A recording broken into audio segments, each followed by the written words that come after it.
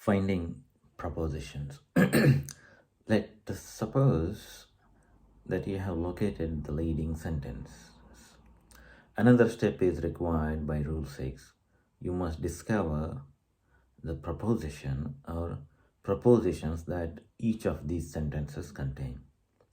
This is just another way of saying that you must know what the sentence means. You discover terms by discovering what a word means in a given usage. You discover propositions similarly by interpreting all the words that make up the sentence and especially its principal words. Once more, you cannot do this very well unless you know a little grammar.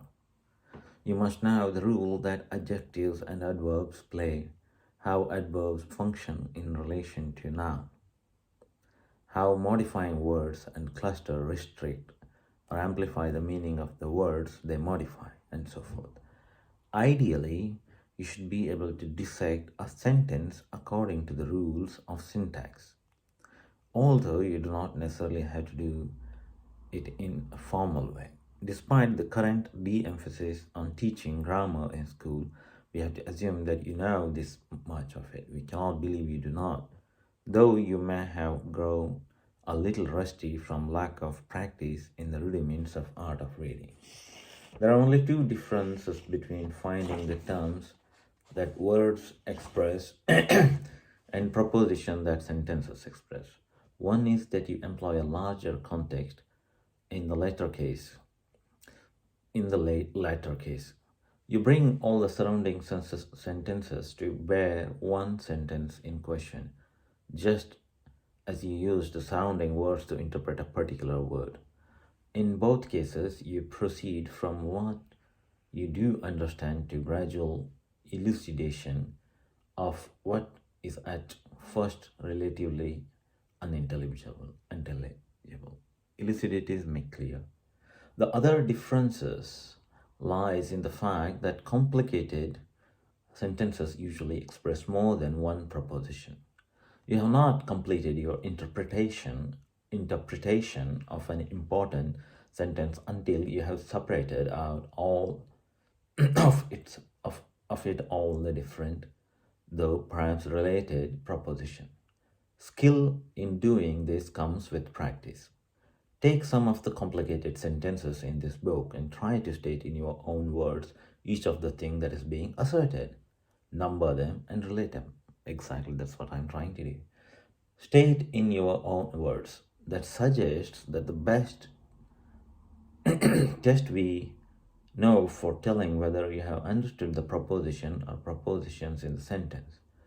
If, when you're asked to explain what the author means by a particular sentence, all you can do is repeat his very words and some minor alterations in their order, you had better suspect that you do not know what he means. Ideally, you should be able to say the same thing in totally different words. The idea can, of course, be approximated in varying degrees.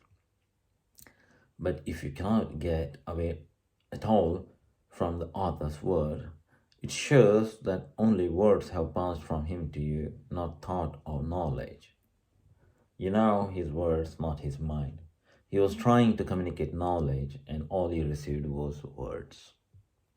The process of translation from a foreign language to English is relevant to the test we have suggested. If you cannot state in an English sentence what a French sentence says, you know you do not understand the meaning of the French. But even if you can, your translation may remain only on the verbal level. For even when you have formed a faithful English replica, you still may not know what the writer of the French sentence was trying to convey. The translation of one English sentence into another, however, is not merely verbal. The new sentence you have formed is not verbal replica of the original. If accurate, it is faithful to the thought alone. This is why making such a translation is the best test you can apply to yourself. If you want to be sure you have digested the proposition, not merely swallowed the words. You have if you fail the test, you have uncovered a failure of understanding. If you say that you know what author means, but you can only repeat the author's sentences to show that you do, then you would not be able to recognize the author proposition if it was presented in you in other words.